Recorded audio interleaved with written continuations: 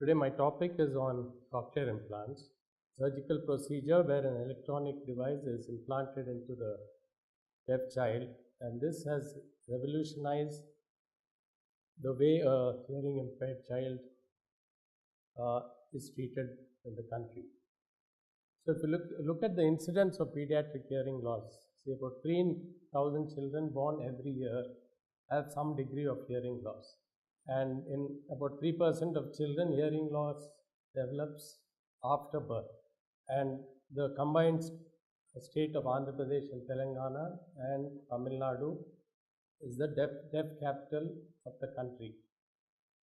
This is mainly due to prevalence of consanguineous marriage in the community. So 60% of our children who come to us with total deafness are born of consanguineous marriage. So first let us see how the ear works. During normal hearing, sound waves travel through the ear canal and strike the eardrum, causing it to vibrate. The eardrum is attached to 3 tiny bones in the middle ear. The last bone, the stapes, pushes on a fluid-filled chamber in the inner ear called the cochlea. This fluid movement causes sensitive hair cells within the cochlea to bend. When the hair cells bend, they generate an electrical signal that is sent to the brain. Age, disease, injury, or repeated exposure to loud noise can damage the various structures of the ear and interfere with hearing. So if you notice the anatomy of the inner ear, I think most of you are familiar with this, but basic thing I am concentrating on the outer hair cells. These are the most commonly affected part of the organ that causes deafness. So these hair cells which which are stimulated by sound waves, they stimulate the nerve endings and thereby that is conducted to the auditory cortex, and that's how the normal person hears. But if you look at a deaf child, in 95% of the cases, the outer hair cells are damaged. So this causes a problem and the child is not able to hear. So if you look at the auditory cortex, it's very close to the visual cortex in the brain. This is important to us. I'll explain why. So if the auditory cortex is not stimulated, then the visual cortex takes over the area of the auditory cortex. Then later on, whatever we do, we cannot get the auditory cortex to expand and perform ably. So this takes about 3 or 4 years to occur. So it is very important that we diagnose a child with hearing loss at an early age, and we should do early intervention. So either we use it or we lose it. So the first 3 years is very important as far as the child's hearing is concerned. So talk a little small word about brain plasticity. This is the ability of the brain to create new neural connections, and this is greatest in between the age of 6 months to 2 to 3 years. So this is a critical period where the child nerve ending should be stimulated so that it remains active. So once the age of 3 or 4 years is gone, then the ability of the brain to form these interconnections goes down. So the most important period of language and speech development is between the first 2 and 3 years of life. Unfortunately, in our country, by the time the child comes to us with a hearing problem, the child is 3 to 5 years of age. But recently this has been changing, even in our clinic, because of increased awareness about hearing loss. Now we get children who are 3 or 4 months old, where the parents bring them to us and tell us that the child is not able to hear. So this is a good thing. So early diagnosis is good. So we should not lose out on this critical age of language learning. And we know now that hearing can be screened even on the day the child is born. So like in Apollo Hospital, every child who is born in Apollo Hospital undergoes hearing screening before the child or the mother are discharged. So what are the risk factors for hearing loss?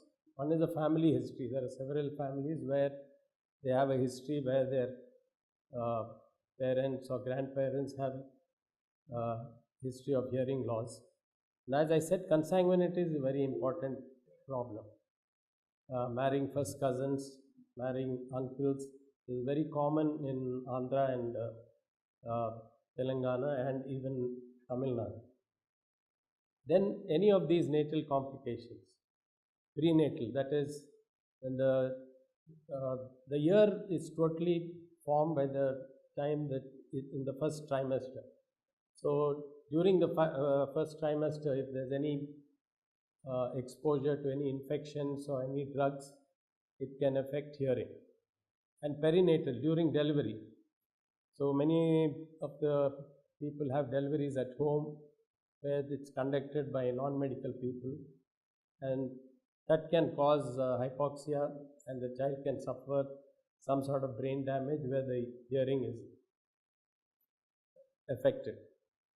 And even in the postnatal period, where they're exposed to viral infections, and these type of things can cause hearing loss. Then rarely craniofacial anomalies and temporal bone anomalies also can cause. There are several syndromes like Usher's syndrome, where hearing loss can be associated with other problems like visual loss. Then degenerative disorders, where multiple areas of the body are involved. And postnatal infections, especially bacterial meningitis. See, many times the child is hospitalized as in coma, and once they recover, the first thing they should do is they should be checked for hearing, because this can cause hearing loss, and the effect on the hair cells can go on for a period of even up to 2 years. So hearing loss should be treated immediately before permanent damage occurs. Then things like head trauma, then ototoxic drugs and chemotherapy are the other causes which can cause severe hearing loss. So what are the effects of hearing loss in children? Obviously, they have poor academic performance, they have problems with communications, poor social skills, and when they are in a position to get jobs, they don't have much vocational choices. They don't develop that self-respect, and they face social isolation and delay in cognitive skills. And this has an impact not just on the child but also on the family and society. And society, that means even us. Well, it's the government that has to take care of this child. So as I said, it's a lot of stress on the family, and many times these children are hidden. They're not taken out because they don't want others to know that the child, someone in the family has this type of problem.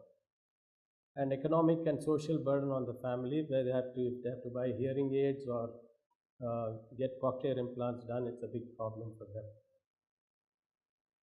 So early intervention is the best thing. Early diagnosis, early intervention can make a child, a totally deaf child, become a normal child. So as soon as the diagnosis is made, we either give appropriate amplification through hearing aids, and then the child is taught to listen. There's a difference between hearing and listening. So like for example, we're hearing the fans, but we're not listening to it. So once the child is able to hear, we have therapists who teach them how to listen to sounds and identify each sound and what it means, and that's how they learn speech. So even after cochlear implantation, they undergo auditory verbal therapy, where they have one-to-one session with the therapist, and this goes on for 2 years. And if the implant is done early, they become normal children. So treatment option for hearing loss. So if it's mild to moderate, if the hearing loss is approximately less than 70 decibels, then a hearing aid will help. Once the hearing loss is more than that, where it becomes severe or profound, then the cochlear implant is the only option. So what is a cochlear implant? It's basically an electronic device which makes the profoundly deaf hear. So this implant, it bypasses the normal hearing mechanism, like the outer ear, the eardrum, the middle ear, the inner ear, including the hair cells. And it directly stimulates the intact auditory neurons, that is the nerve. So this was in 1994. I don't know whether you can recognize me, but we were the first in South India to go to Australia and get trained. And this gentleman was the one who invented the first multi-channel cochlear implant, Dr. Graham Clark.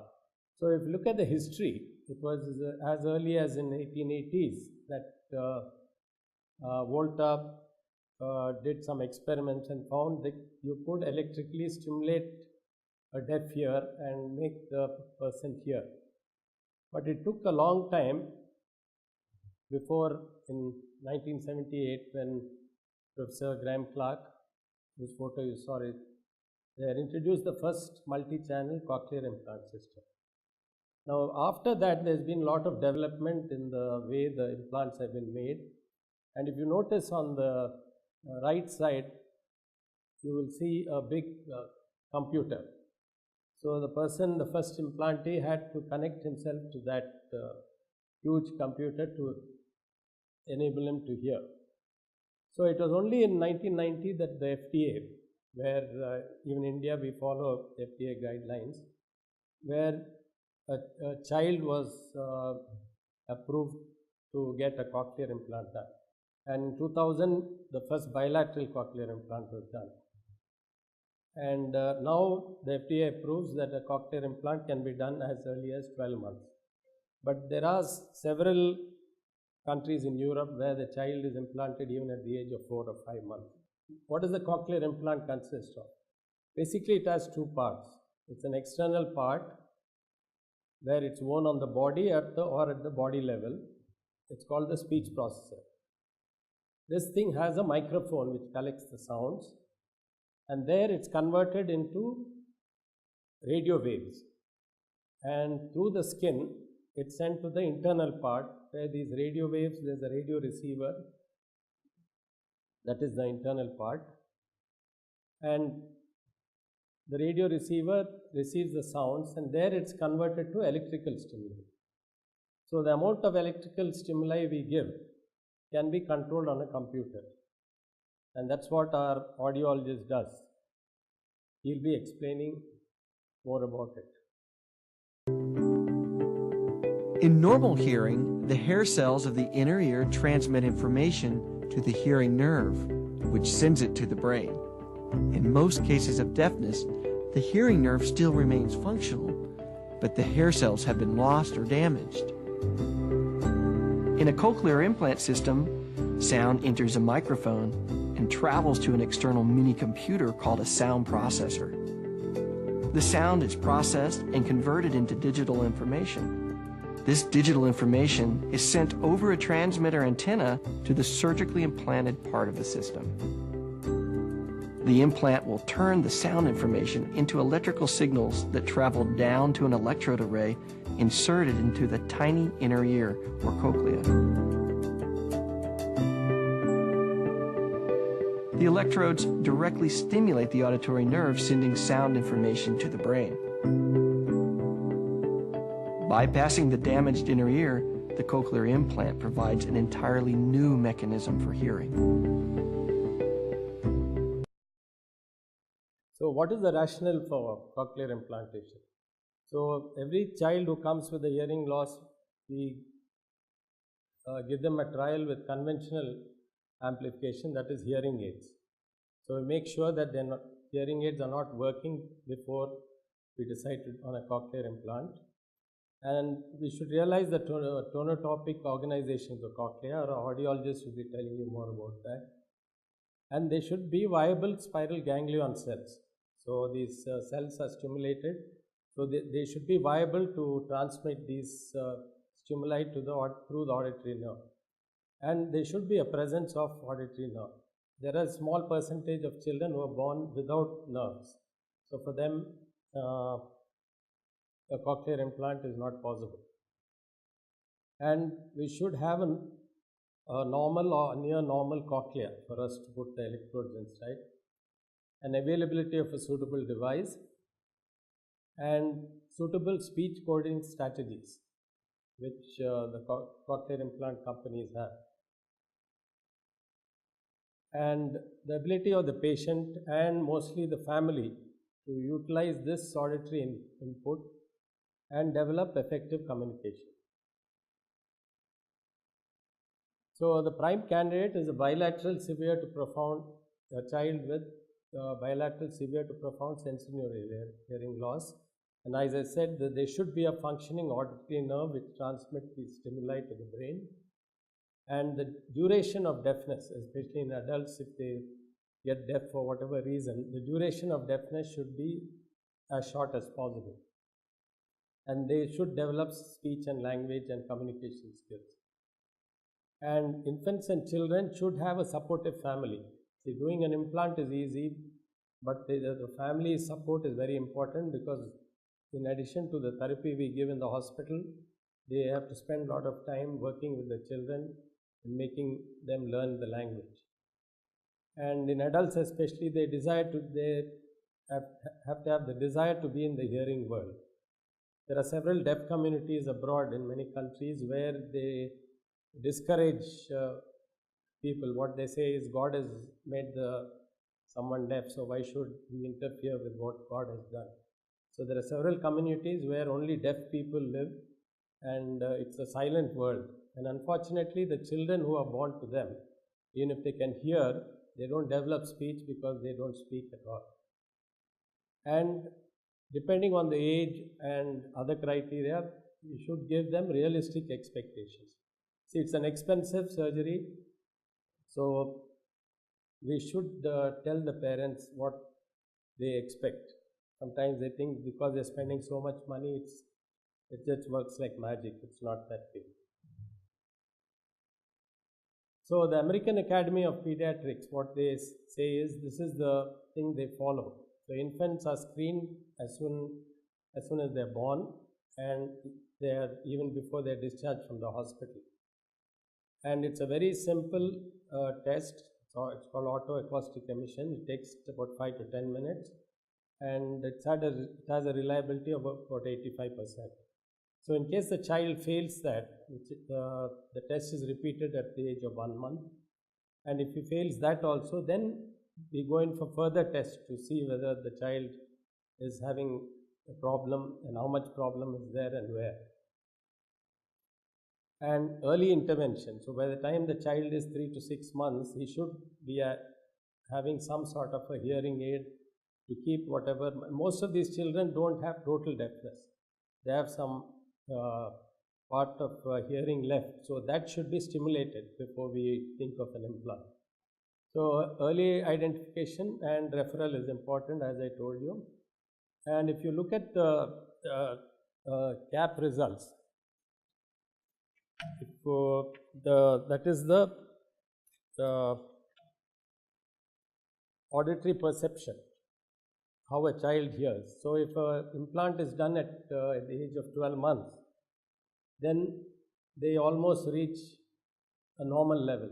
So they can hear and speak as well as any other child who is born normally. So, but as you advance in age, suppose there is a child who is implanted at the age of 4 or 5 years, then he will never reach that 100% level. Even though he is able to hear and speak a little words, he will never reach that level. So early diagnosis, early intervention is very important. So even, for example, if you at 2 or 2.5 years, if you implant them and give them very good therapy, it's possible for them to reach that level of 100%. So this is the critical period. So the earlier, the better. So the critical period of language acquisition. Finally, you want the child to hear and acquire language. So ideal age is between, as I said, before the age of 3 years. From 4 to 7 years, probably with a lot of training, and especially if they've been using hearing aids before, we can give them some degree of language acquisition. But once they go past the age of 7, they'll be able to hear, but they will never develop speech. So optimal for implant, and the next is suitable for implant, and outcomes are variable when the child is more than 7 years old. So what are the benefits of a cochlear implant? One is access to sound. They hear environmental sounds, speech sounds, and high frequency sounds which are not audible by normal hearing aids. They'll be able to, and they will be able to hear even the softest of sounds. And then hearing these sounds, they're able to develop speech and also communication through speech. So it changes the life of a child with impacts across social, cultural, emotional, educational, and occupational fields. So what is the protocol when a child comes to us with a hearing loss? First, we do the identification and diagnosis by various tests. Then as soon as we know the child is hearing impaired, we give them a hearing aid trial. So as I said, most of these children have some degree of residual hearing. So that hearing should be stimulated, so that at the time of implant, they are more ready to accept an implant.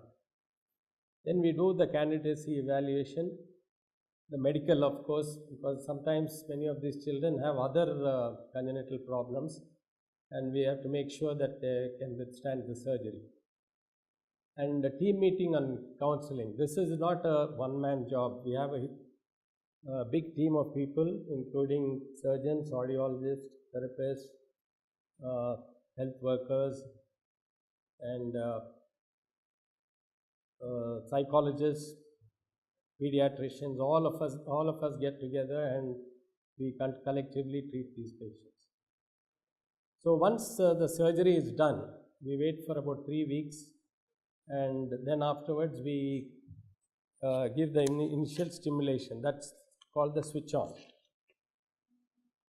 And then this we keep seeing the patient over and over again, and they undergo speech therapy for at least 2 years. And we keep verifying the performance. We have some target set for them. So by the time the 2 years is over, they should be able to speak well. And I'm happy to say in our center, 91% of our children are attending normal schools. Now, there is some expanding criteria also. Now, as I said, some European countries are operating children less than 12 years. And the ideal implantation should be a bilateral implantation. Hearing from both ears is better than one. Then there are some children who have cochlear abnormalities where implants can be done. And there are a small percentage of children who have auditory neuropathy, where there's something wrong with the brain, the nerve which connects the inner ear to the brain. They also benefit from cochlear implants.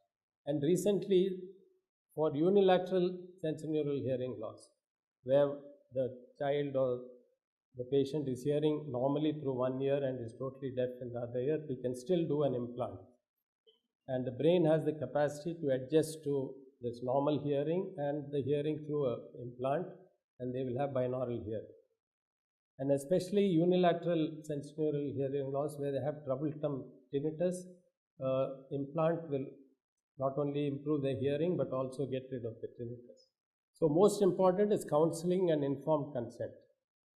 So we get to speak several times with the parents, and we tell them the importance of post-implant rehabilitation program. So this is our cochlear implant team. It's a large team. So who's the leader? It's not the guy sitting in the center. It's the parents and the therapists who play a more important role. The ENT surgeon's role is very, very small, but they get all the credit for whatever is being done, which is not fair. So I always tell our implant program is successful because of our therapists.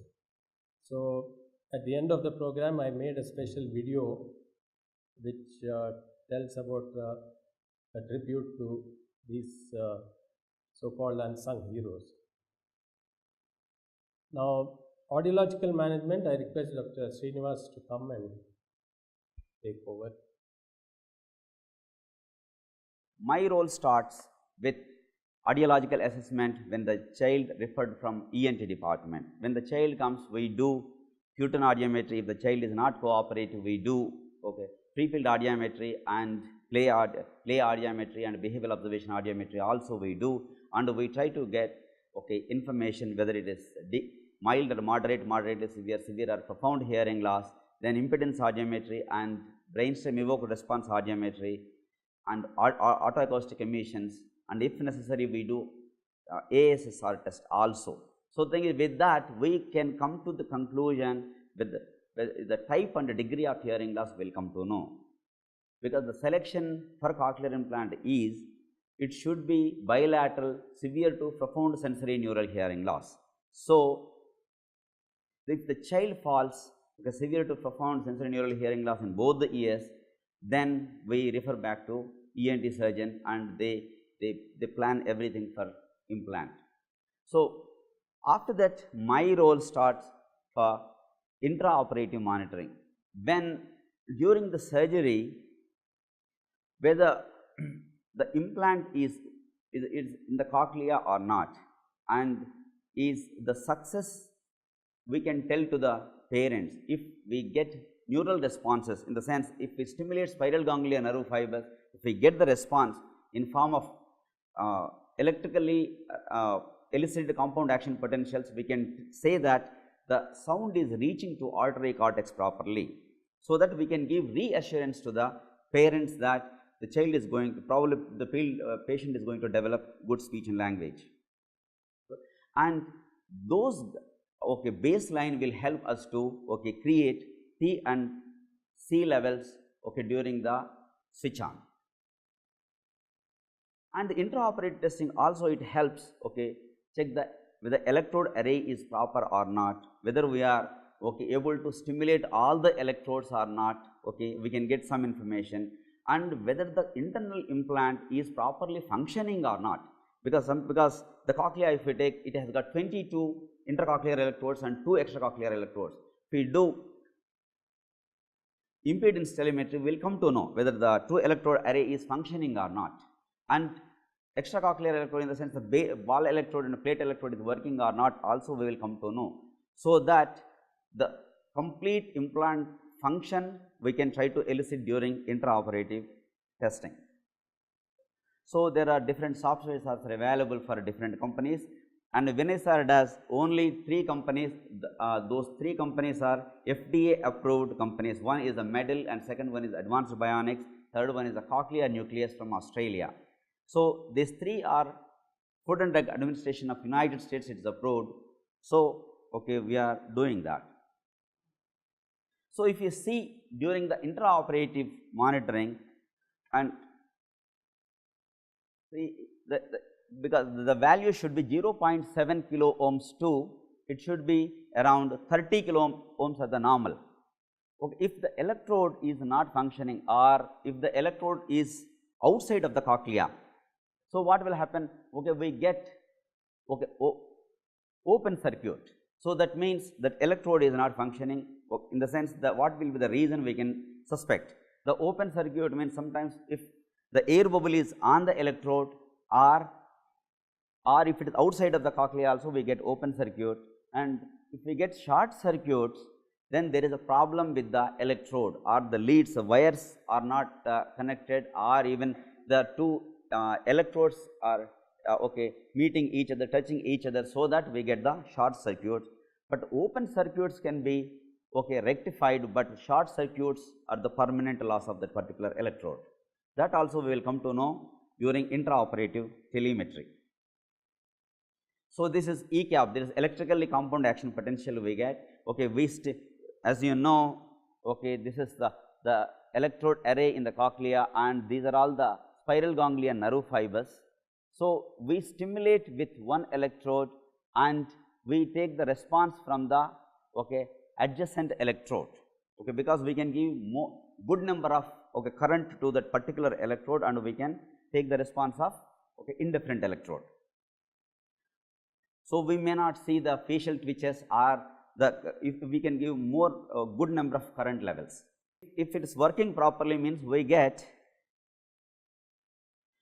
this type of response. This is the neural response.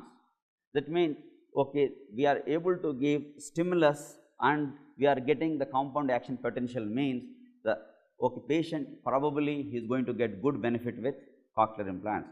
But these responses we may not get in few patients like artery neuropathy and hypoplastic artery nerves and common cavity of cochlea or Mondinus dysplasia. Also sometimes we may not get these responses. For children, if we get this response, we can try to make the map during the switch on time. It is easy for us because 1 year old patient we may not get conditioned responses. Based on neural response, we can try to create good map, and audible the hearing we can give it to the patient. So, after that the next stage is going to be switch on. The child is going to hear that particular day. We can see there the parents' emotion as well the child responses we can observe during that session. So, the external device we are going to activate on that day, and the internal implant function as we know, and we have got some response, and we can try to create map during this session. So, what is required for switch on? Generally the one is personal computer, the particular software, and speech processor is important now, because the external device we are going to connect, and programming interface, that is the pod, is very important to create the map. So, as you know, the cochlea, as Sir said, tonotopicity. Tonotope is the Greek word. Tono means the frequency, topos means the place.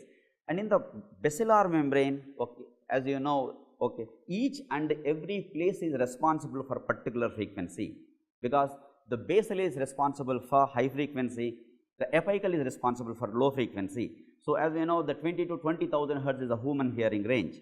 So, 20 is apical, whereas 20,000 hertz is the basal. But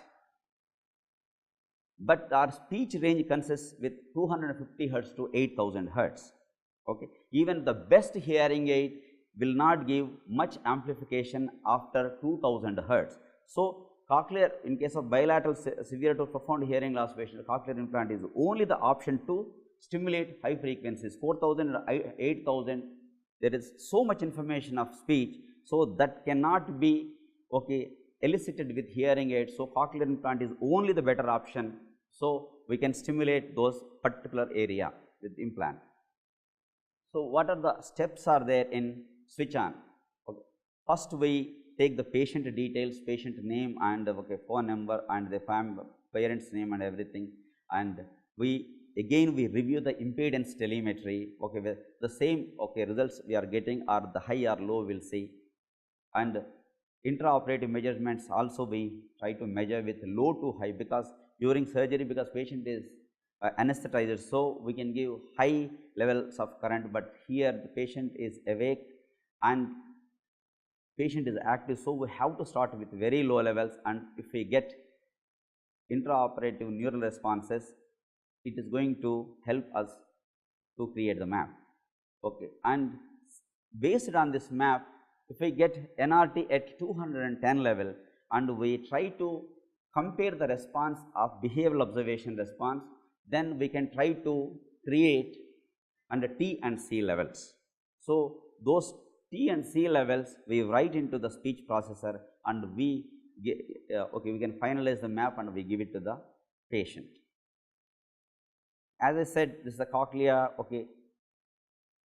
this is the basal and this is the apical, and the frequency distribution is like this.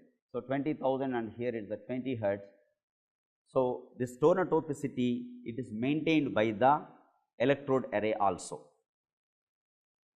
Similarly, cochlear implant electrode array is also tonotopically organized and it matches with the natural organization. So, if you see it here, see this is the electrode array in the cochlea and it is more or less complete cochlear coverage is there.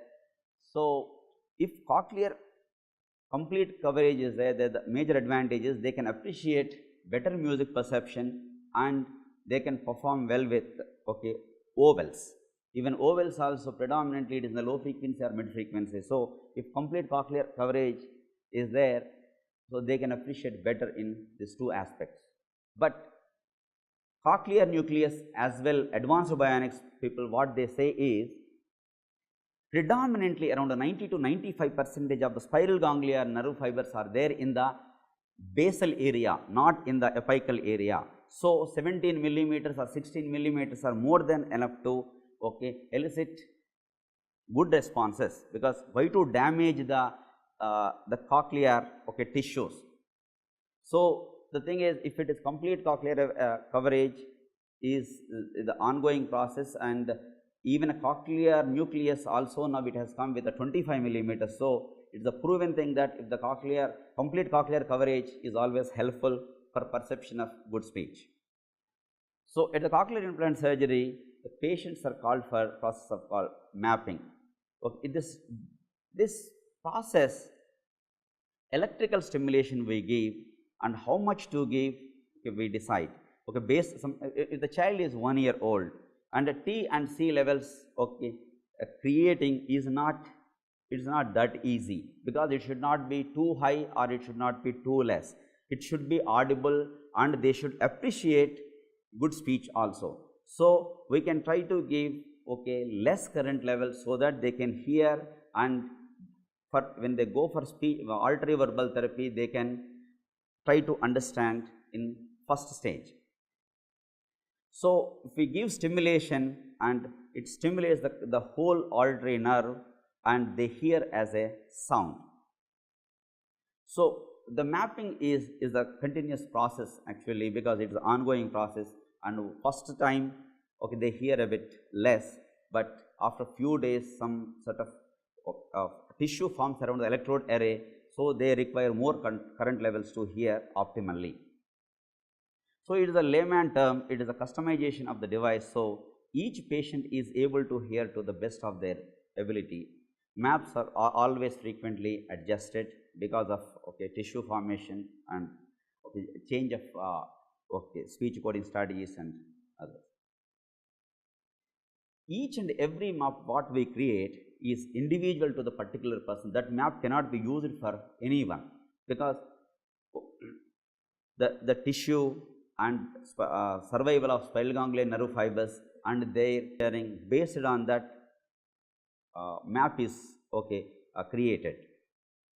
So, it may result in sound becoming less clear or not being heard as a loud signal enough because of the tissue around the cochlear electrode array. Therefore, regular visits to be audiologists for repeated mapping sessions are an integral part of the post-implant rehabilitation. So, the frequent mapping, generally what FDA approves is around 8 maps should be done in first year. Okay. After switch on, minimum 8 maps should be done within a month. First month is 2 times, and next month next 2 months 2 times. After that, every month once for 3 times, then every 6 months once. That is what is the FDA guideline suggested. The audibility, because just hearing is not enough, because it has to give speech input, and soft speech inputs also very important to learn speech and language. Okay. And we make sweep and reverse sweep so that all the sound should be comfortable to the patient, so that it facilitates acquisition of spoken language. Okay. What is the software is required to do the mapping? Because the hardware is for cochlear. The cochlear, this is the metal and this is advanced bionics, and we use this programming interface, and we connect with the cables, and we create the map. The software is, for advanced bionics we use sound wave, whereas the cochlear nucleus it is custom sound, whereas MEDAL is Mastro software we use. This is the map we create, because here if you see on the top, okay, these are all the C values. C in the sense it is the maximum loudness comfortable levels. They hear loudly, but it is okay comfortable, it is not too high, and they can tolerate that sound. And whereas this T is with the minimal current level where we can elicit the response of sound is the T. So, it should be okay checked properly, and we have to give the map, because it should not be too high and it should not be too low, it should be optimally okay created map, and so that the child can hear. First we measure the impedance and ECAP measurements, and we create the map, and we set T and C levels, and we write into speech processor, and we can finalize the map. And these levels also can be set based on electrophysiological tests, in the sense ECAP measurements, okay, neural responses or neural response imaging also, it gives some information to create the map. And in case of 3 or 4 years old, we try to condition the child, and we get some behavioral response, and based on that we create T and C levels. And some in case of adults, and we take the T levels, threshold level, and we can try to get the maximum loudness comfortable levels, and we can create the map based on the subjective responses. So that we can create optimized and good map to the patient. Thank you. I will just play a video.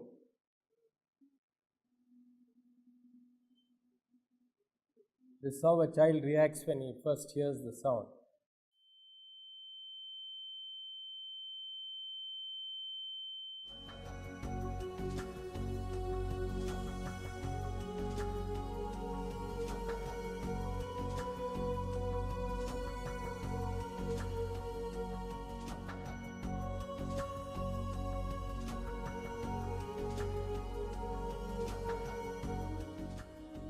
I am not different, I'm superhero.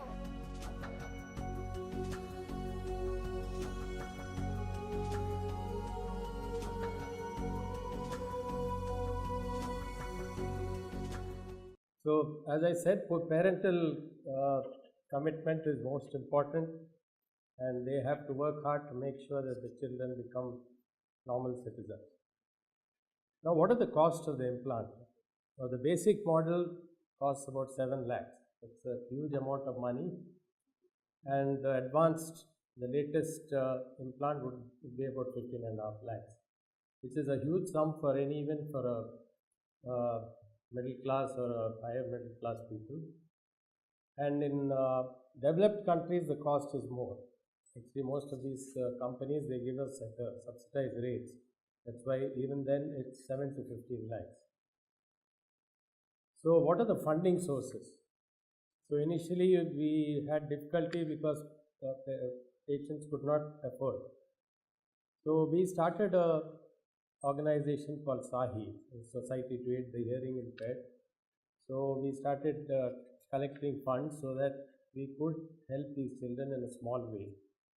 And it was at the time of the Congress government under Dr. Y.S. Rajsekhar Reddy that we as a organization, an NGO, we approached him and told him about the difficulties these deaf people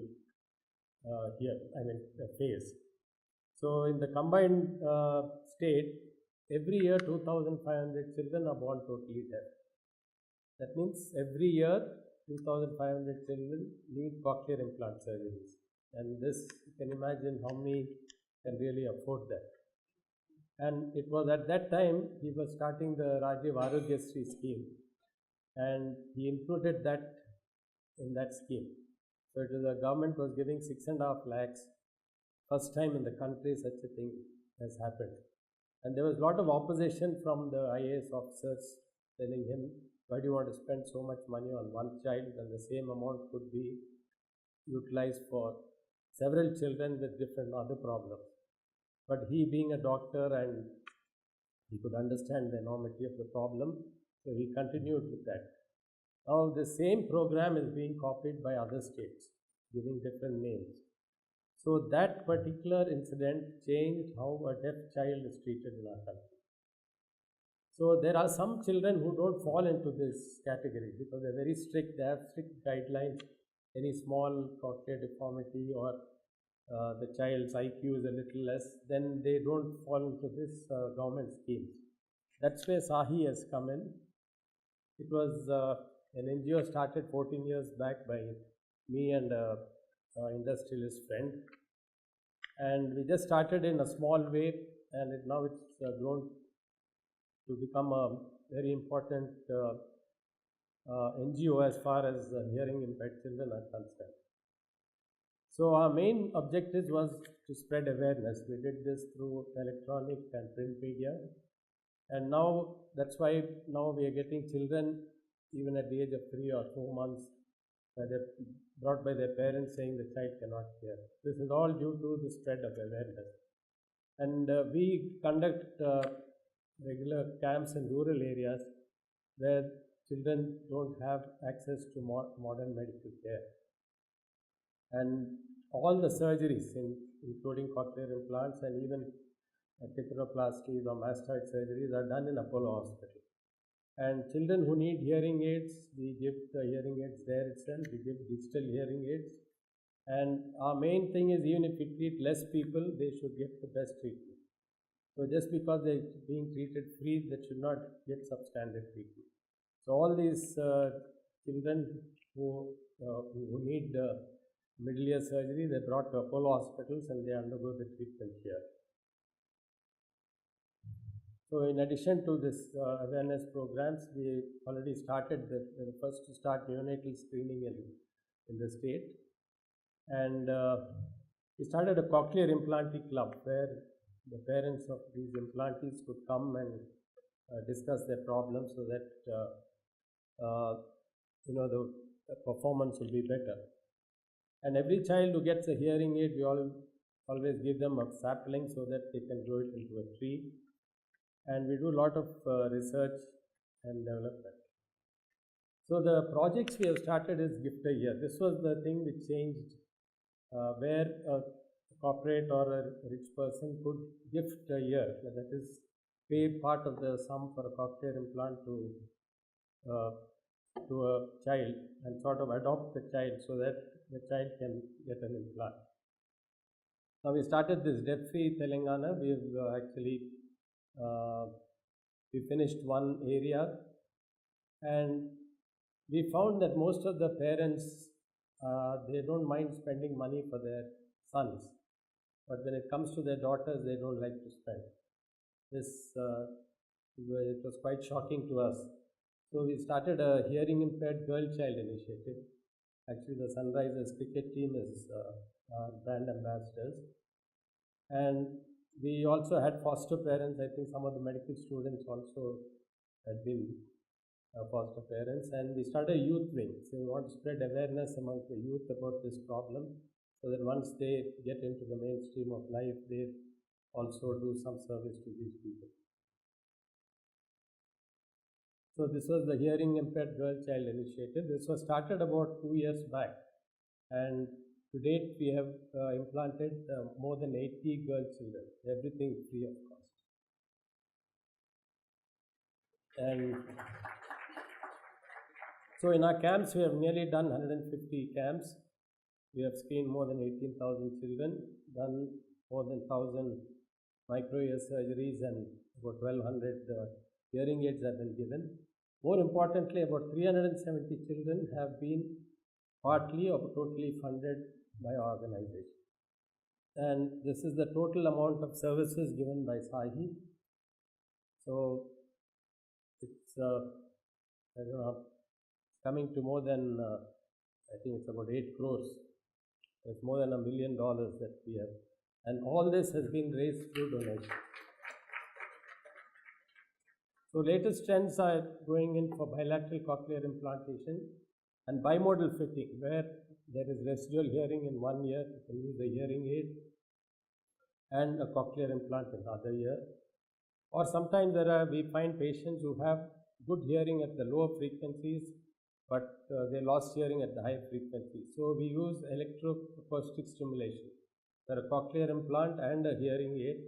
The cochlear implant increases the higher frequency hearing, and the hearing aid takes care of the lower frequency. So what is the future of cochlear implants? So the designs are changing. Mainly the electrode arrays are becoming thinner and more flexible, so that whatever residual hearing there is in the patient is not damaged due to surgery.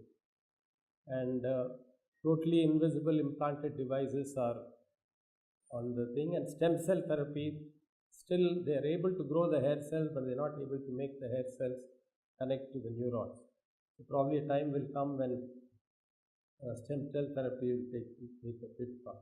So concluding, I'd say cochlear implant is a major decision. Parents have to require knowledge and support about what the child is undergoing, and counseling from all CI members. And the more information you give them, the better outcome you get. So I just play this about, I don't get tired of saying this, the habilitations play a major part in the how well the child does. So I just made a small video for them in honor of them.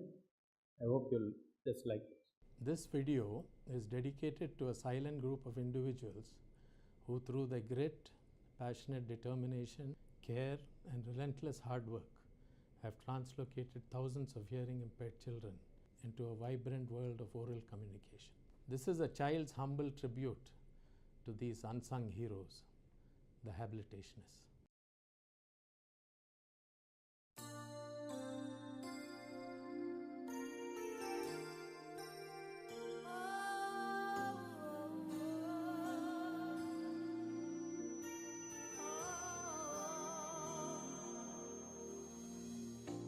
It must have been cold there in my shadow to never have sunlight